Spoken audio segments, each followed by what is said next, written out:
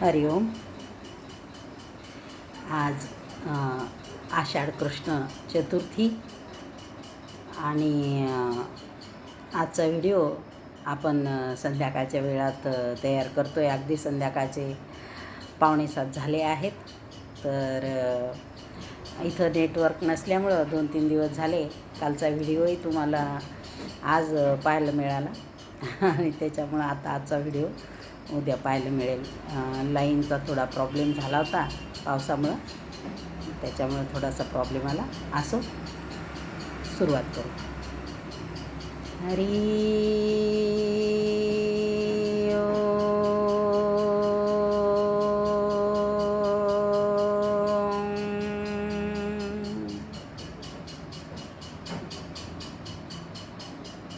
हरी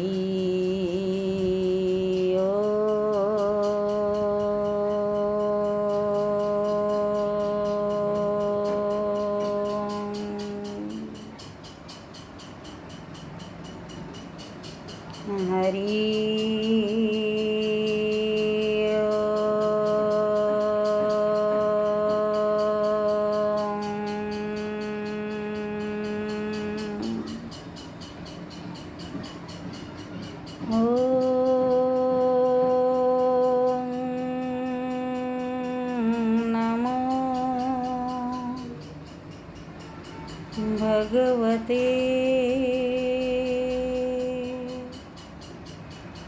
वासुदेवाय.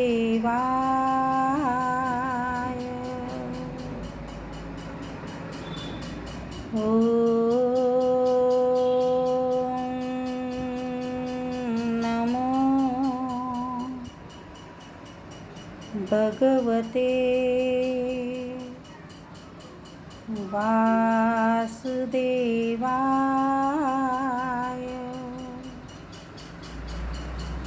वासुदेवाय.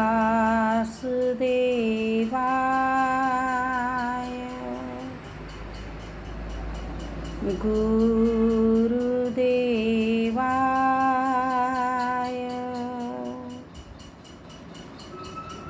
आत्मदेवाय.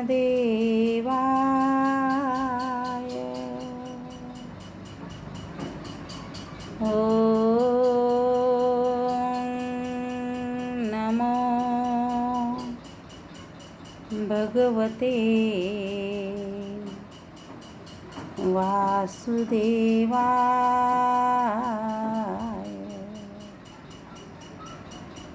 गुरुर्ब्रह्मा गुरुर्विष्णू गुरुर्देवो महेश्वरः. गुरुर्साक्षात् परब्रह्म तस्मै श्री गुरवे नमः. वसुदेवसुतं देवं कंसचाणूरमर्दनं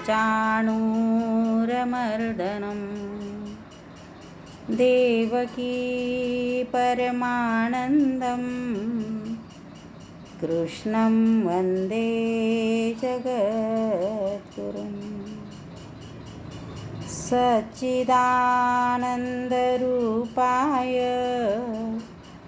विश्व उत्पत्त्यादिहेतवे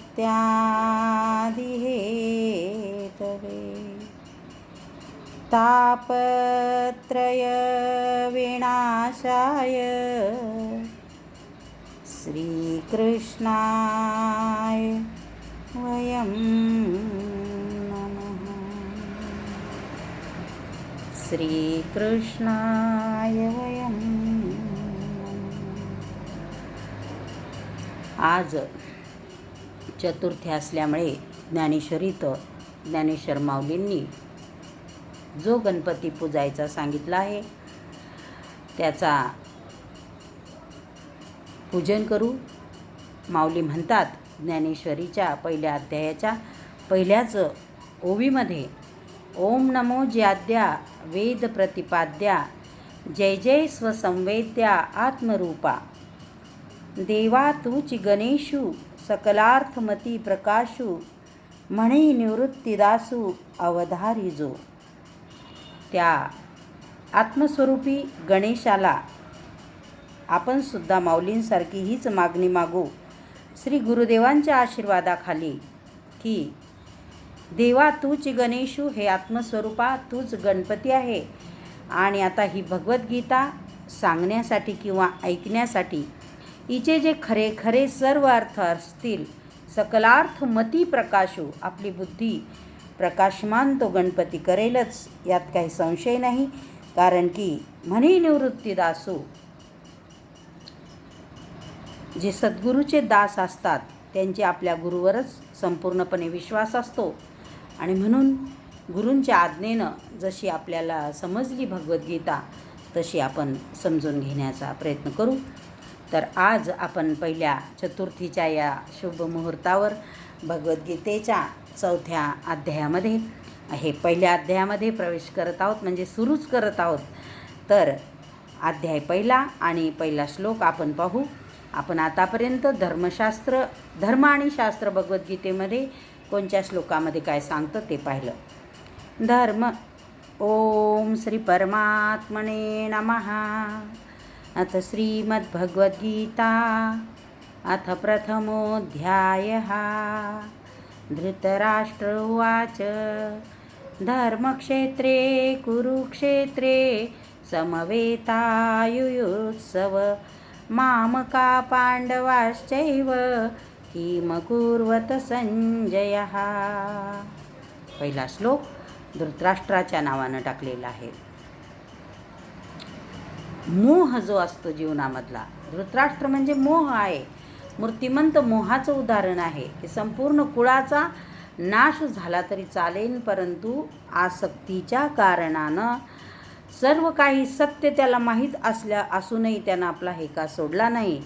इकडं गुरुदेवसुद्धा म्हणतात की मोह सकल व्याधीन कर मूला. संपूर्ण दुःखाचं जड काय असेल तर हा मोह आहे.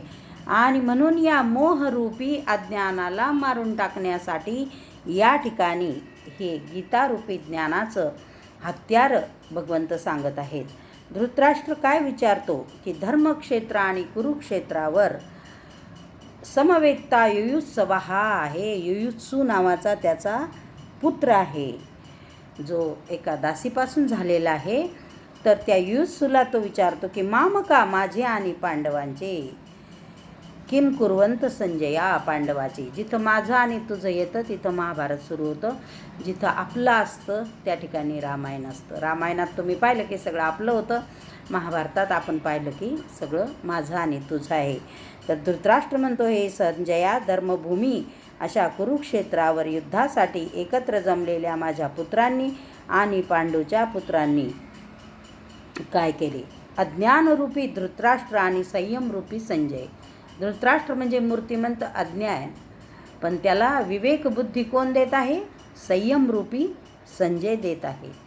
तर अज्ञान हे मनाच्या अंतरंगात वसत असते. हा धृतराष्ट्र कुठं राहतो? तो मनाच्या अंतरंगात राहतो. या अज्ञानानं तो आपलं मन गुरफटून टाकतो. तुझं माझं, तुझं माझं, तुझं माझं. धृतराष्ट्र हा जन्मांध आहे, म्हणजे अज्ञान हे मुळातच जन्मापासूनच आपल्यासोबत येतं. परंतु ज्याच्या जीवनामध्ये गुरुदेवांची प्राप्ती ज्याला झाली, तर तो गुरुदेवांच्या आत्मबोधरूपी ज्ञानाचं शस्त्र घेऊन त्या अज्ञानाच्या अंधाराला नाश करू शकतो, तो दिवा घेऊन. तर संयमरूपी संजयाच्या माध्यमातून तो कुरुक्षेत्रावरील घडामोडी पाहू शकत आहे, ऐकू शकत आहे. त्याला निश्चित माहीत आहे की परमात्मा हेच एकमेव सत्य आहे. परंतु त्याचा मोहरूपी पुत्र दुर्योधन जोपर्यंत जिवंत आहे तोपर्यंत त्याचे लक्ष कौरवांवर म्हणजेच पर्यायाने विकारावरच केंद्रित झाले आहे. हे 100 कौरव म्हणजे कोण आहेत? आपल्या मनातले 100 विकार आहेत. त्याला माहिती आहे, कारण की त्याला कोण सांगत आहे हे की संयम, ज्यानं आत्मसंयम केलेला आहे असा संजय त्याला सांगत आहे की कुरुक्षेत्रावर काय घडत आहे, तो काय पाहत आहे. परंतु घडामोडी सांगत असताना आणि धृतराष्ट्राला म्हणजे अज्ञानालाही पुरतं माहीत असतं, आपल्या मनालाही पुरतं माहीत असतं की आपण या ठिकाणी दुर्गुणाचा जर त्याग केला तर आपल्याला या सरळ मार्गानं म्हणजे सत्य मार्गानं जावं लागेल. आणि देह तर सगळा दुर्गुणाच्या ताब्यात आहे पहा. म्हणून बापूजी नेहमी म्हणतात की इस मन के जैसा कोई मित्र नहीं और इस मन के जैसा कोई शत्रू नहीं. या मनासारखं कोणी मित्र नाही, परंतु या मनाला एकदा अशी सवय लावा, असा चस्का लावा की त्याला एकदा या भजनाच्या, या ज्ञानाच्या, या सत्संगाच्या मार्गावर टाकलं की मग हे मन आपलं एक दिवस असं मित्र बनून जातं की मग या मनाला सांगायची गरज पडत नाही की या मार्गानं जा. आपोआपच ते मनच आपल्याला मग त्या रस्त्यावर घेऊन जातं. म्हणून या मनाच्या सारखा कोणी मित्र नाही. नव्हे नव्हे भगवद्गीतेत एका ठिकाणी म्हटलं की हे मन म्हणजेच आत्मस्वरूप आहे. या मनाची बाजू पलटली. मन हे राम झाले, मन हे राम झाले आणि प्रवृत्ती सोडून कैसे निवृत्तीसे आले. ज्यावेळेस हे मन राममय होऊन जाईल तेव्हा हे मनच आत्मस्वरूपाचा आधार नाही, हे मनच आत्मस्वरूप आहे असं एका ठिकाणी या भगवद्गीतेमध्ये भगवान श्रीकृष्ण सांगतात की जेव्हा अगदी राममय हे मन होऊन जातं तेव्हा प्रवृत्ती म्हणजे संसारिक विषयाचा त्याग करतं आणि निवृत्ती म्हणजे फक्त आत्मस्वरूपाच्या मार्गाने चालतं. तेव्हा हे मन आपलं मित्र असतं. मग हा अज्ञानरूपी दुर्योधन आता सध्या याचं मन विकाररूपी कौरवांवर केंद्रित झालेलं आहे. आणि सगळ्यात मोठा षड्रिपूमधला सगळ्यात मोठा विकार जर असेल तर तो आहे मोह. आणि याचा मोह या दुर्योधनरूपी पुत्राशी जोडला गेलेला आहे की माझा पुत्र दुर्योधन जो आहे तो राजा बनला पाहिजे ही त्याची इच्छा आहे. तर धर्म हे एक पवित्र क्षेत्र आहे. पहा, आपण जेव्हा धर्ममार्गानं जातो त्यावेळेस आपल्या हृदयरूपी कुरुक्षेत्रामध्ये, इथं कुरुक्षेत्र आता या शरीराच्या बाहेर आपल्याला भगवद्गीता होईपर्यंत जायचं नाही आहे. तर धर्मक्षेत्र म्हणजे कोणचं क्षेत्र, तर धर्मक्षेत्र म्हणजे आपलं हृदयरूपी जे क्षेत्र आहे. या हृदयरूपी क्षेत्रामध्ये जेव्हा दैवी संपत्तीचा प्रभाव असतो तेव्हा हे हृदय धर्मक्षेत्र बनतं. पहा तुम्ही, दिवसात हे युग कुठं पाहायला जायची गरज नाही. तर तुम्ही अगदी सकाळी 4 वाजता जर उठून बसले तर इतके भाव सुंदर होतात आपले. गोपी आणि यशोदा मैया तेव्हा दधीमंथन करायची, कारण त्यावेळेस वातावरण शांत असतं. किंवा आनंद उत्सव मनवायच्या. त्या नंद उत्सव गोकुळामध्ये एक दिवसच नाही झाला तर रोज होतो असं म्हणतात. मग तो कसा होतो, तर श्रीमद भागवत असं सांगतं की सकाळी सत्ययुग असतं. सकाळी काय असतं, सत्ययुग असतं. म्हणजे अगदी 7 वाजेपर्यंत सत्ययुगाचा प्रभाव असतो. मग त्रेतायुग असतं दुपारी 12 वाजेपर्यंत. आणि मग असतं द्वापार युग संध्याकाळी 4 वाजेपर्यंत. आणि मग तिथून सुरू होतो कलियुगाचा प्रभाव. म्हणून संध्याकाळ ही नेहमी रजोगुणी तमोगुणी असते. द्वापार हा रजोगुण आहे.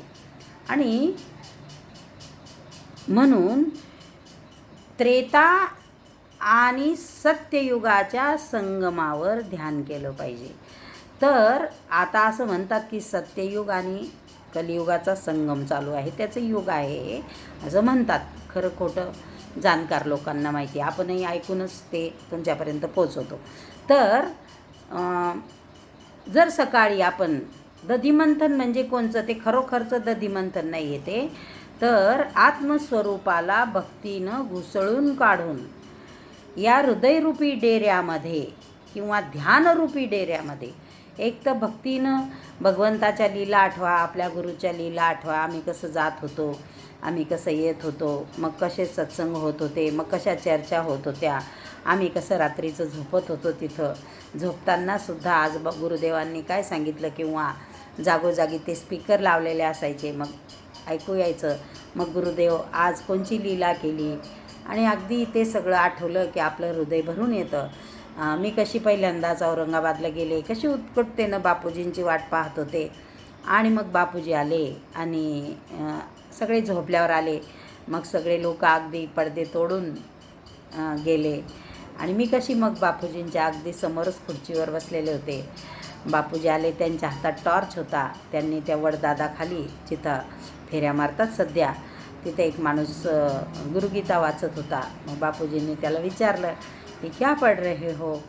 तर तो म्हटला की जी गुरुदेव. तो तर इतका आनंदित झाला की पाहायचं कामच नाही. आणि गुरुगीता पढ़ रहा हो. मग त्या श्लोकाचा अर्थ केला गुरुदेवांनी. श्लोक मला आता आठवत नाही, परंतु सांगितलं की घरचे. मग बसले असे सगळे.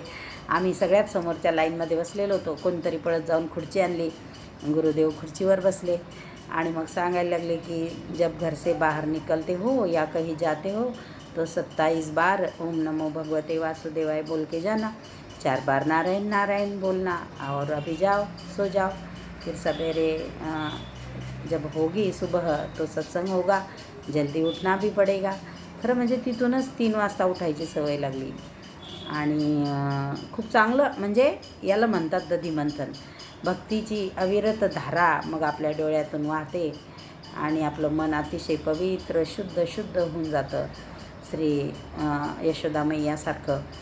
तर हे दधिमंथन, हे सत्ययुग, हे धर्मक्षेत्र बनतं आपलं हृदय. शुद्ध सात्विक दैवी संपदा जेव्हा याच्यामध्ये प्रवेश करतात, तशा 16व्या अध्यायामध्ये भगवंतानं दैवी आणि आसुरी संपदेचा उल्लेख केलेला आहे.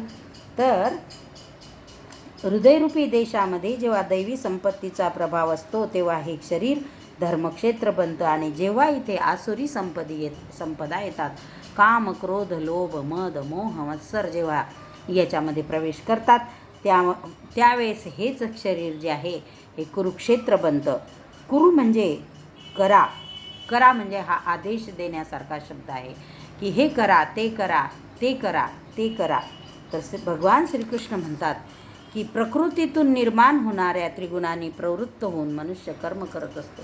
पहा, आपण आता सध्या जरी किती चांगलं वागत असलो किंवा गुरुच्या मार्गानं आपण रोज ध्यान, जप, सत्संग ऐकणे, एखाद्या ग्रंथाचं वाचन करणे, एखादा पाठ करणे असं आपण म्हणत असतो, पण आपला मूळ एक स्वभाव असतो जन्मतःच. तो स्वभाव कधी ना कधी उफाळी मारून वर आल्याशिवाय राहत नाही. तर त्रिगुणांनी प्रवृत्त होऊन मग कधी मनुष्य सत्वगुणात असला, खूप ध्यान करण, भजन करण, चांगले चांगले विचार येतील. आता सत्संग कट्टावर वृत्ती नावाचा सत्संग सुरू आहे. तर बापूजींनी त्यात सांगितलं की वृत्ती कधी कायम टिकत नाही. आत्ता चांगला भाव येतो, शुद्ध असतो आणि थोड्या वेळानं लगेच रजोगुण येतो. कुठं काही मोबाईलमध्ये पाहिलं की चांगल्या वस्तू, असं वाटतं हे आपण घ्यावं, ते आपण घ्यावं.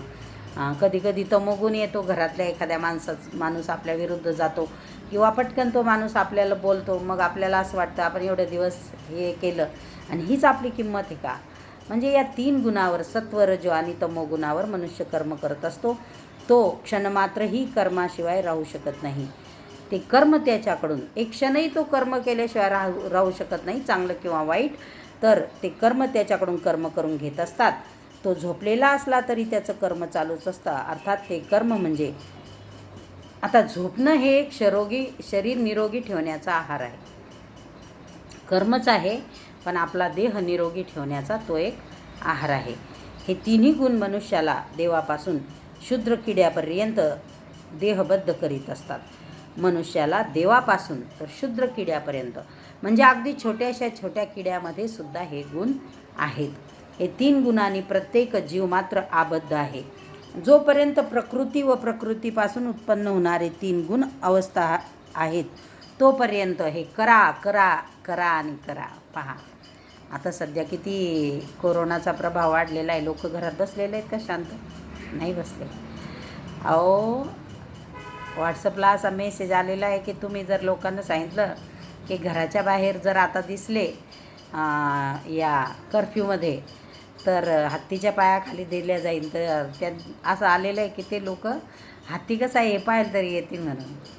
म्हणजे तुम्ही विचार करा की कर्म केल्याशिवाय मनुष्य राहू शकत नाही. त्याच्यामध्ये उत्कंठा आहे, तो बाहेर जातो तर कर्म करतो. हे निद्रा हे सुद्धा एक शरीराला निरोगी ठेवण्याचं कर्म आहे.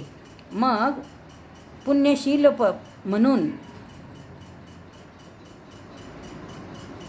जन्ममृत्यूचे क्षेत्र व विकाराचे क्षेत्र हे कुरुक्षेत्र आहे व परमश्रेष्ठ परमात्म्यात प्रवेश देणारे, विलीन करणारे पुण्यशील प्रवृत्तीचे हे क्षेत्र म्हणजे धर्मक्षेत्र आहे. ज्यावेळेस हृदयामध्ये आपल्या दैवी संपदा येईल तेव्हा हृदय धर्मक्षेत्र बनेल आणि 5 पांडव त्याच्यामध्ये प्रवृत्ती आपल्या ज्या आहेत त्या नांदू लागतील.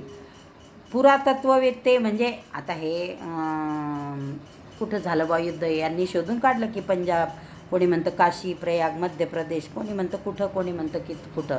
पण गीताकार श्रीकृष्णानं स्वतःच हे युद्ध कुठं झालं ते सांगितलं की ते तिथं झालं ते ठीक आहे, समजा झालंही असेल कथारूपानं. पण इदम शरीरम कौंतेय क्षेत्रमित्या भिधीयते अर्जुना, हे शरीर हेच क्षेत्र आहे व जो हे जाणतो त्याची मर्यादा समजतो तो क्षेत्रज्ञ आहे. की माझं वय किती आहे, मला किती जीवन मिळालेलं आहे आणि किती दिवस राहिलेले आहेत, मी कोण, मी कुठून आलो, मला कुठं जायचं आहे आणि माझं हित करण्यामध्ये मला मागं किती दिवस मी जगलो, वाढदिवस मी सांगू शकेन पण पुढं किती दिवस माझ्याकडं आहेत हे मी सांगू शकणार नाही. आणि म्हणून हे जाणून जो कर्म करतो किंवा त्या आत्मस्वरूपाला जाणण्याचा प्रयत्न करतो तो खरा क्षेत्रज्ञ, किंवा या शरीराच्या सर्व क्रिया जो साक्षी भावानं पाहतो तो आत्मा, त्याला क्षेत्रज्ञ असं या ठिकाणी भगवंत म्हणतात. या क्षेत्राची व्याप्ती किती आहे, किती मोठं आहे हे क्षेत्र, तर कोणाचं 5 फूट 3 इंच, कोणाचं 5 फूट 5 इंच, कोणाचं 7 इंच, कोणाचं 6 इंच, कोणाचं 4च फूट असं या क्षेत्राची व्याप्ती आहे. आणि पंचमहाभूताचे बनलेले आहे आपण असं सांगू शकू ढोबळमानानं.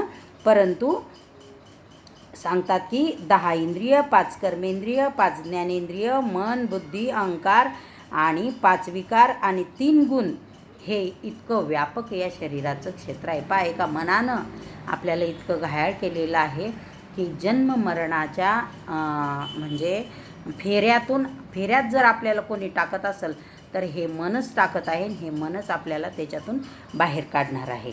तर एक शरीर हे ते क्षेत्र आहे आणि यात 2 प्रवृत्ती आहेत. या प्रवृत्तीचं युद्ध सुरू आहे, दैवी संपदा आणि आसुरी संपदेचं. पहा, कधी कधी काय होतं, आपल्या घरामध्ये आपल्या मनासारखं काही होत नाही आणि मग आपण म्हणतो की काय एवढं आपण एवढं इतकं करतो, तरी पण आपल्या पाठीमागे कसे जो जास्त देव करण त्याच्या पाठीमागे जास्त खेळ लागतो, किंवा जो जास्त चांगलं वागन ना लोक त्याला तितकं त्रास देतात. तुम्ही मेसेज वाचलेला असेल की सरळ झाडं लवकर कापल्या जातात, सरळ खिळे पटकन उपटल्या जातात. मग तसं आपली कधी एखाद दिवशी आपल्याला अशी जाणीव झाली की आपली गती अशीच झालेली आहे, तर मग त्यावेळेस आपल्याला खूप राग येतो आणि आपण कधी कधी म्हणतो की जाऊ दे, काही करायचं नाही, इतकं करून तरी काय उपयोग आहे असं म्हणतो. आपण सोडून देतो तितक्या वेळापुरतं आणि पुन्हा अजून त्याच मार्गाने आपण जातो. तसं भगवंत म्हणतात की सत प्रवृत्ती आणि असत प्रवृत्ती, सत म्हणजे पांडव आणि असत म्हणजे कौरव. मी, माझं, हे मला करायचं आहे, हे मी केलं आणि हे मी करणारच.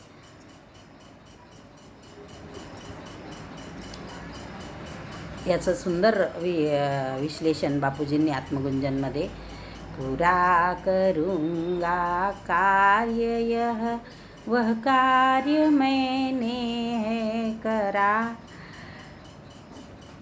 अभिमान यही है खरा, असं एक वाक्य आहे मधात अजून. आणि मग त्यात दिलेलं आहे की हाच अभिमान आहे. तर हीच असत प्रवृत्ती आहे. आणि सत म्हणजे जे काय घडतं ते परमेश्वराच्या इच्छेनं घडतं, त्या देवाच्या इच्छेनं घडतं. जे काय घडणार आहे ते त्याच्या मर्जीनं घडणार आहे, ही सत प्रवृत्ती आहे. तर अनुभवी महापुरुषाला शरण गेल्यानंतर, म्हणजे सद्गुरूला शरण गेलो की या प्रवृत्तीचा अंत होतो, संपुष्टात येतात. या असत प्रवृत्तीच संपून जाते. सत म्हणजे काय, ती गोष्ट एकदा कळली की मग त्या प्रवृत्तीकडं मनुष्य जात नाही, किंवा मी आणि माझं सुद्धा म्हणत नाही. हा जो संघर्ष आहे आत्मा आणि शरीरामधला, क्षेत्र आणि क्षेत्रज्ञामधला, हा खरा वास्तविक लढा आहे, हे युद्ध आहे. पहा, आपल्या जन्मजन्मीच्या मान्यता असतात, काही आपल्याला अभिमान असतो ना, मी हे केलं, मी ते केलं. मी सुद्धा गुरुदीक्षा घेतली, कधी कधी बापूजी सांगायचे असं, आणि देव व्रत वैकल्य ये कितना भी किया तो कुछ फायदा नहीं होगा. तेव्हा माझा खूप जोर होता याच्यावर. तेव्हा असत प्रवृत्ती एक माझ्यामध्ये होती. मी म्हणायचे कधी कधी काही पण सांगतात बापूजी, म्हणजे ते पटायचं नाही मनाला, कारण की केलेलं होतं ना आणि खूप वेळ वाया घालवलेला होता त्याच्यासाठी, आणि एवढं करूनच तर गुरुदेव मिळाले होते. मग ती मान्यता कशी सुटेन. पण हळूहळू सत्संग ऐकला, गुरुदेवांची कृपा झाली आणि त्या मान्यता सगळ्या सुटून गेल्या. मग तसंच सत आणि असत प्रवृत्तीचा लढा एक माणसाच्या मनामध्ये सतत सुरू असतो. विश्वयुद्धाने इतिहासाची पाने भरून गेले, परंतु त्या युद्धात विजयी झालेल्याला पक्षाला सुद्धा शाश्वत विजय मिळू शकला नाही. पांडवांना विजय मिळाला, पण ते सुखी झाले का? नाही झाले. पाप घडलं म्हणून राजसूय यज्ञ केला अजून नंतर पुन्हा, आणि पुन्हा दिग्विजय मिळवला, पुन्हा एक यज्ञ केला त्यातलं पाप फेडून टाकण्यासाठी. आणि शेवटपर्यंत मनामध्ये ग्लानी होती की आमच्याकडून खूप लोक मेल्या गेले. मग शाश्वत विजय म्हणजे आत्मस्वरूपाची प्राप्ती, हाच खरा शाश्वत विजय आहे. जय पराजय हे सतत बदलत राहतात. प्रकृतीचे संपूर्णपणे क्षमन करून तात्पुरते प्रकृतीच्या पलीकडे असणाऱ्या सत्तेचे दर्शन घेणे, ज्ञान मिळवणे व त्यात प्रवेश करणे हा वास्तविक विजय आहे. पहा आता सध्या सगळे कसे समीकरणं बदलले ना. जे रस्ते भरून व्हायचे 24 तास ते तिथं शुकशुकाट आहे. जे हॉटेलं, जे व्यवसाय भरभरून चालायचे, सध्या म्हणजे लग्नाचा सीझन होता याच्या आधी, आणि जे मंगल कार्यालय, जे मंदिरं खूप भक्त गर्दी करायचे, आज ते देवसुद्धा भक्ताशिवाय राहायचं त्यांनी मान्य केलं. आमूलाग्र बदल घडून आले सृष्टीमध्ये. परिवर्तन हा सृष्टीचा नियम आहे आणि खूप चांगले सकारात्मक बदल आहे ते. असं घडलं पाहिजे. मी तर म्हणते वर्षोगंती काही काळ याच्यासाठी राखून ठेवला असला पाहिजे, अशा गोष्टीसाठी. तेव्हा प्रकृतीचं संतुलन टिकून राहील. स्वतः भगवंतानंच या प्रकृतीचं संतुलन आपल्या स्वतःच्या हातानं निर्माण केलेलं आहे आणि म्हणून हे बदल घडत असतात. परंतु याच्याही पलीकडं शांत बसून एक परमात्मीय सत्ता आहे आणि त्याचं ज्ञान आपल्याला प्राप्त करायचं आहे. त्याच्यासाठी गुरुदेवांच्या ज्ञानामध्ये प्रवेश करायचा आहे किंवा भगवद्गीता ऐकायची आहे, हे खरं ज्ञान आहे.